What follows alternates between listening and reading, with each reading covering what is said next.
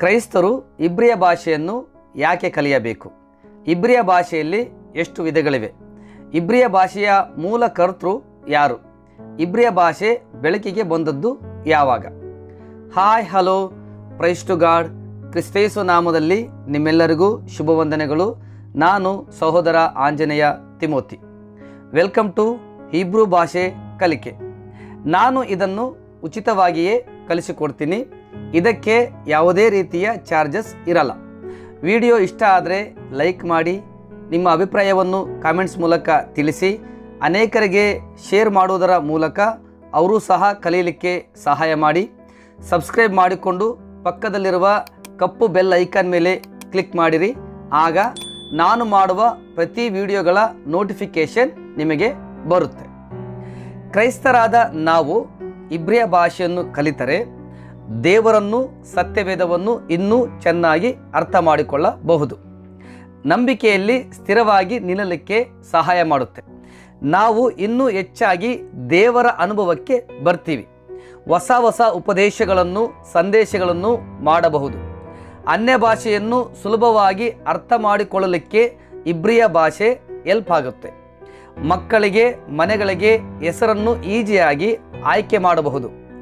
ಇಬ್ರಿಯ ಭಾಷೆ ದೇವರ ಭಾಷೆ. ಇದರ ಕರ್ತೃ, ಸೃಷ್ಟಿಕರ್ತ ದೇವರೇ. ದೇವರಿಗೆ ಎಲ್ಲ ಭಾಷೆ ಗೊತ್ತು. ಆದರೆ ದೇವರು ಮೊಟ್ಟ ಮೊದಲು ಆದಾಮನೊಂದಿಗೆ ಮಾತಾಡಿದ ಭಾಷೆ ಇಬ್ರಿಯ ಭಾಷೆ. ಭೂಮಿಯ ಮೇಲೆ ಮನುಷ್ಯರು ಮಾತಾಡಿದ ಮೊಟ್ಟ ಮೊದಲನೆಯ ಭಾಷೆ ಇಬ್ರಿಯ ಭಾಷೆ. ಹಾಗಾಗಿ ಇದಕ್ಕೆ ಅತ್ಯಂತ ಪುರಾತನ ಭಾಷೆ ಅಂತ ಕರೀತಾರೆ.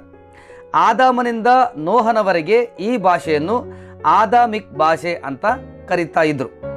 ಆದಾಮನಿಂದ ಬಾಬೆಲ್ ಪಟ್ಟಣ ಕಟ್ಟುವವರೆಗೆ ಆ ಕಾಲದ ಎಲ್ಲ ಮನುಷ್ಯರು ಮಾತಾಡಿದ್ದು ಇದೇ ಭಾಷೆಯನ್ನು. ಯಾಕೆಂದರೆ ಆ ಕಾಲದಲ್ಲಿ ಇದ್ದದ್ದು ಇದೊಂದೇ ಭಾಷೆ.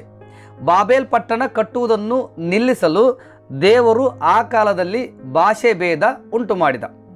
ಆಗ ಜನರು ತಮ್ಮ ತಮ್ಮ ನಾಲಿಗೆ ನುಡಿಯುವ ಭಾಷೆಗಳನ್ನು ಮಾತಾಡಿದರು. ಹೀಗೆ ಅನೇಕ ಭಾಷೆಗಳು ಹುಟ್ಟಿಕೊಂಡವು. ಒಬ್ಬರ ಭಾಷೆ ಇನ್ನೊಬ್ಬರಿಗೆ ಅರ್ಥವಾಗದೆ ಬಾಬೆಲ್ ಪಟ್ಟಣ ಕಟ್ಟುವುದನ್ನು ನಿಲ್ಲಿಸಿಬಿಟ್ರು.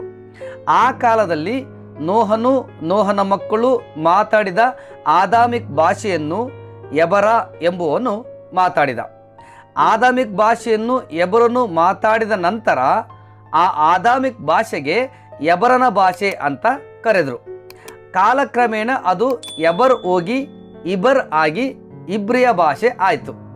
ಈ ಎಬರನ ಸಂತಾನದಲ್ಲಿ ಅಬ್ರಹಾಮನು ಹುಟ್ಟಿದ. ಹಾಗಾಗಿ ಅಬ್ರಹಾಮನು ಸಹ ಇಬ್ರಿಯ ಭಾಷೆ ಮಾತಾಡಿದ. ಈ ಕಾರಣದಿಂದ ಅಬ್ರಹಾಮನಿಗೆ ಇಬ್ರಿಯನು ಅಂತ ಹೆಸರು ಬಂತು. ಸತ್ಯವೇದದಲ್ಲಿ ಮೊಟ್ಟ ಮೊದಲು ಇಬ್ರಿಯನು ಎಂಬ ಹೆಸರು ಪಡೆದವನು ಅಬ್ರಹಾಮ. ಇಬ್ರಿಯ ಭಾಷೆಯನ್ನು ಮೊಟ್ಟ ಮೊದಲು ಬರವಣಿಗೆ ರೂಪದಲ್ಲಿ ಬರೆದವನು ಹನೋಕ.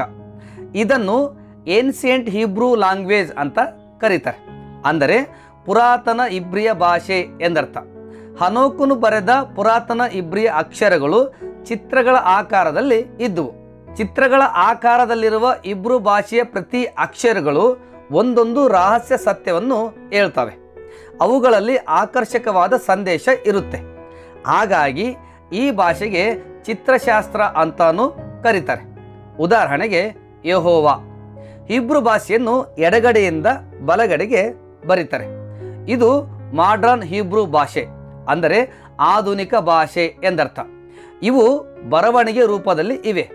ಸತ್ಯವೇದದ ಹಳೆ ಒಡಂಬಡಿಕೆಯ 39 ಪುಸ್ತಕಗಳನ್ನು ಹೆಚ್ಚು ಕಡಿಮೆ ಆಧುನಿಕ ಹೀಬ್ರೂ ಭಾಷೆಯಲ್ಲೇ ಬರೆದಿದ್ದಾರೆ. ಯೆಹೋವ ಎಂಬ ಹೆಸರನ್ನು ಚಿತ್ರಗಳ ಆಕಾರದಲ್ಲಿರುವ ಅಕ್ಷರಗಳಲ್ಲಿ ಈ ರೀತಿ ಬರೀತಾರೆ. ಈ ಅಕ್ಷರಕ್ಕೆ ಯೋದ್ ಅಂತ ಕರೀತಾರೆ. ಇದು ದೇವರಿಗೆ ಹೋಲಿಕೆ, ಕೈಯ ಆಕಾರದಲ್ಲಿ ಇರುತ್ತೆ. ಇದರ ಪಕ್ಕದಲ್ಲಿರುವ ಈ ಅಕ್ಷರಕ್ಕೆ ಹೇ ಅಂತ ಕರೀತಾರೆ. ಇದು ಮನುಷ್ಯ ಚಿತ್ರ ಆಕಾರದಲ್ಲಿ ಇರುತ್ತೆ. ಯೆಹೋವ ಎಂಬ ಹೆಸರಿನಲ್ಲಿ 2 ಹೇ ಅಕ್ಷರಗಳು ಬರ್ತವೆ. ಕೊನೆಯ ಅಕ್ಷರ ಕೂಡ ಹೇ. ಇದು ಸಹ ಮನುಷ್ಯ ಚಿತ್ರ ಆಕಾರದಲ್ಲಿ ಇರುತ್ತೆ. ಈ ಹೆಸರಿನಲ್ಲಿರುವ 3ನೇ ಅಕ್ಷರಕ್ಕೆ ವಾವ್ ಅಂತ ಕರೀತಾರೆ. ಇದು ಮೊಳೆ ಆಕಾರದಲ್ಲಿ ಇರುತ್ತೆ. ಚಿತ್ರಗಳ ಆಕಾರದಲ್ಲಿರುವ ಈ 4 ಅಕ್ಷರಗಳ ಹೆಸರು ಯೆಹೋವ. ಯೆಹೋವ ಯಾರು? ದೇವರು. ದೇವರು ಭೂಮಿಗೆ ಯಾವ ರೂಪದಲ್ಲಿ ಬಂದ? ಯೇಸು ಹೆಸರಿನಲ್ಲಿ ಮನುಷ್ಯ ರೂಪದಲ್ಲಿ ಬಂದ. ಭೂಮಿಯ ಮೇಲೆ ಯೇಸು ಸ್ವಾಮಿ ಮಾಡಿದ ಸತ್ಕಾರ್ಯ ಯಾವುದು? ಶಿಲುಬೆಯ ಮರಣ. ಈ 4 ಅಕ್ಷರಗಳು ಕ್ರಿಸ್ತನ ಮರಣವನ್ನು ಸೂಚಿಸುತ್ತವೆ. ಈ 4 ಚಿತ್ರಗಳನ್ನು ಗಮನವಿಟ್ಟು ನೋಡಿ. ಮನುಷ್ಯಕುಮಾರನು ಶಿಲುಬೆಯ ಮೇಲೆ ತನ್ನ ಕೈಗಳಿಗೆ ಮಳೆಯನ್ನು ಒಡಿಸಿಕೊಂಡು ಮನುಷ್ಯರಿಗಾಗಿ ಮರಣಿಸಿದ ಎಂದರ್ಥ. ಆಮೇನ್. ಇದೇ ರೀತಿ ಇಬ್ರು ಭಾಷೆಯ ಪ್ರತಿ ಅಕ್ಷರಗಳಲ್ಲೂ ಪ್ರತಿ ಪದದಲ್ಲೂ ಅದರದೇ ಆದ ಅರ್ಥ ಇದೆ, ರಹಸ್ಯ ಸಂದೇಶ ಇದೆ. ಇವುಗಳನ್ನೆಲ್ಲ ನಾವು ಕಲಿತಾ ಇದ್ದರೆ ಇವು ನಮ್ಮನ್ನು ದೇವರಿಗೆ ಇನ್ನೂ ಹತ್ರ ಮಾಡ್ತವೆ. ಆಮೇನ್. ಈ ಅಕ್ಷರಗಳನ್ನು ಸಿಂಬಾಲಿಕ್ಕಾಗಿ ಉಪಯೋಗಿಸ್ತಾರೆ, ಅಂದರೆ ಸಂಕೇತವಾಗಿ, ಹೋಲಿಕೆಯಾಗಿ, ಸೂಚಕವಾಗಿ ಬಳಸ್ತಾರೆ ಮತ್ತು ಬರೀತಾರೆ. ಉದಾಹರಣೆಗೆ ಇಬ್ರಿಯ ಭಾಷೆಯ ಕೊನೆಯ ಅಕ್ಷರವನ್ನು ತಾವ್ ಅಂತ ಕರೀತಾರೆ. ಇದು ಶಿಲುಬೆಯ ಆಕಾರದಲ್ಲಿ ಇರುತ್ತೆ. ಈ ಅಕ್ಷರವನ್ನು ಎಲ್ಲೇ ಬರೆದರೂ ಅದು ಯೇಸು ಕ್ರಿಸ್ತನನ್ನು ಸೂಚಿಸುತ್ತೆ, ಇಲ್ಲ ಅಂದರೆ ಚರ್ಚನ್ನು ನೆನಪಿಗೆ ತರುತ್ತೆ. ಇಬ್ರಿಯ ಅಕ್ಷರಗಳು ಒಟ್ಟು 22. ಇವುಗಳಿಗೆ ವ್ಯಂಜನಗಳು ಅಂತ ಕರೀತಾರೆ.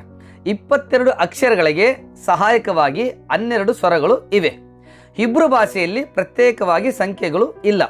ಹಿಬ್ರು ಅಕ್ಷರಗಳನ್ನೇ ಸಂಖ್ಯೆಗಳಾಗಿ ಬಳಸ್ತಾರೆ. ಉದಾಹರಣೆಗೆ ಅಲೆಫ್. ಅಲೆಫ್ ಅಂದರೆ 1, ಯೋದ್ ಅಂದರೆ 10, ಕೂಫ್ ಅಂದರೆ 100. ಹೀಗೆ ಇವುಗಳ ಸಂಖ್ಯೆ ಹೆಚ್ಚಾಗುತ್ತಾ ಹೋಗುತ್ತೆ. ಹಿಬ್ರು ಭಾಷೆಯನ್ನು ಸಂಖ್ಯಾಶಾಸ್ತ್ರವಾಗಿ ಉಪಯೋಗಿಸ್ತಾರೆ. ಸಂಖ್ಯೆಯಿಂದಲೂ ನಮಗೆ ಸಂದೇಶಗಳು ಸಿಗ್ತವೆ. ಉದಾಹರಣೆಗೆ ಇಸಾಕ್. ಇಸಾಕ್ ಇಬ್ರು ಭಾಷೆಯ ಹೆಸರು. ದೇವರು ಅಬ್ರಹಾಮನಿಗೆ ಬರುವ ವರ್ಷದಲ್ಲಿ ನಿನ್ನ ಹೆಂಡತಿಯಾದ ಸಾರಳಿಗೆ ಗಂಡು ಮಗನಿರುವನು ಅಂದಾಗ ಸಾರಳು ನಗ್ತಾಳೆ. ಅದಕ್ಕೆ ದೇವರು ಅಬ್ರಹಾಮನಿಗೆ ಅವನಿಗೆ ಇಸಾಕ ಎಂದು ಹೆಸರಿಡಬೇಕು ಅಂತ ಹೇಳಿದ. ಇಸಾಕ ಎಂಬ ಹೆಸರಿಗೆ ಕನ್ನಡದಲ್ಲಿ ನಗುವವನು ಎಂದರ್ಥ. ಇಬ್ರು ಭಾಷೆಯಲ್ಲಿ ಇಟ್ಸ್ ಹಾಕ್ ಅಂತ ಕರೀತಾರೆ. 4 ಅಕ್ಷರಗಳಿವೆ: ಯೋದ್, ಸಾಡಿ, ಇಚ್ ಹೆಟ್, ಕುಫ್.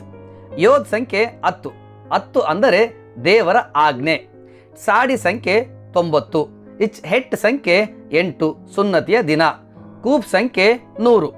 ಅಂದರೆ ಅಬ್ರಹಾಮನು 100 ವರ್ಷದವನಾಗಿದ್ದಾಗ ಸಾರಳಿಗೆ 90 ವರ್ಷ ವಯಸ್ಸಿನಲ್ಲಿ ನಗುವವನು ಹುಟ್ಟಿದ. ಅಬ್ರಹಾಮನು ಅವನಿಗೆ 8ನೇ ದಿನದಲ್ಲಿ ದೇವರ ಅಪ್ಪಣೆಯ ಮೇರೆಗೆ ಸುನ್ನತಿ ಮಾಡಿದನು ಎಂದರ್ಥ. ಆಮೇನ್.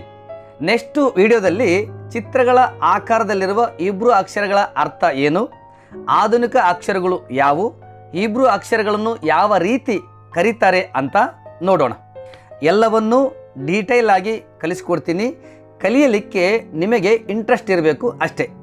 ಇಬ್ರಿಯ ಭಾಷೆ ಕಲಿಕೆ ಎಂಬ ವಿಡಿಯೋಗಳನ್ನು ನಾನು ಪ್ರತಿ ಸೋಮವಾರ ಯೂಟ್ಯೂಬ್ನಲ್ಲಿ ಜೀಸಸ್ ಗಾಸ್ಪಲ್ ಮಿಷನ್ ಎಂಬ ನನ್ನ ಯೂಟ್ಯೂಬ್ ಚಾನಲ್ನಲ್ಲಿ ಅಪ್ಲೋಡ್ ಮಾಡ್ತೀನಿ. ತಪ್ಪದೆ ನೋಡಿ. ಇಷ್ಟ ಆದರೆ ಲೈಕ್ ಮಾಡಿರಿ, ಹಾಗೆ ಅನೇಕರಿಗೆ ಶೇರ್ ಮಾಡಿರಿ. ದೇವರು ನಿಮ್ಮೆಲ್ಲರನ್ನೂ ಆಶೀರ್ವದಿಸಲಿ. ಆಮೇನ್.